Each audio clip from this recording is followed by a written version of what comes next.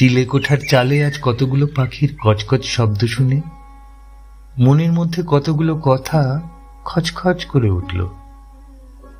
কতদিন ওই চিলেকোঠার ঘরটাতে ওঠা হয়নি, কতদিন নিজেকে একলা করে খোঁজা হয়নি, কতদিন হলো কৈশোরটাকে জাপটে ধরা হয়নি, কত দুষ্টুমির সাথে খুনসুটি হয়নি, জানলা দিয়ে কতদিন হয়ে গেল মনটাকে আর ওই মেঘেদের সাথে ভাসিয়ে দেওয়া হয়নি।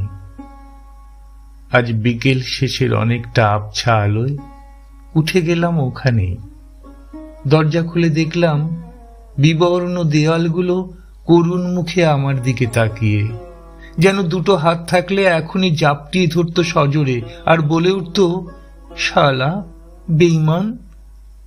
ছাদের দিকে তাকিয়ে দেখলাম, মনে হলো সেও বলতে চাইছে, অকৃতজ্ঞ, লজ্জা করে না?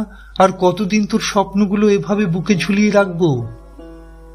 একটি মাত্র জানলার নড়বড়ে খোলা পাল্লাটা দেখে ভাবলাম, আমার কত ভাবনাকে এখান দিয়ে উড়িয়ে দিয়েছি, ছুঁড়ে দিয়েছি ওই দূরের আকাশে আর ওই রাস্তায়।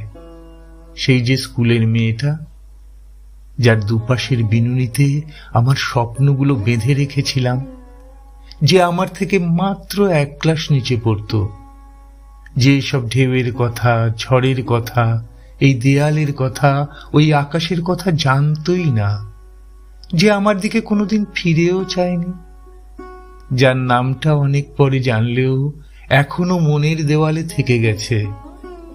জানি না সে আজ কোথায় বেঁধেছে নিজেকে, অথবা কার সাথে। হয়তো ভালোই আছে আমার থেকে, কিংবা নেই। তাকে অনেক নিষিদ্ধ ছোঁয়ার সাক্ষী আছে শুধু এই চিলেকোঠাটাই। সন্ধে নামছে, অন্ধকারের আলখাল্লায় জড়িয়ে সব স্বপ্নগুলোকে আবার চাবি লাগিয়ে নিচে নেমে এলাম।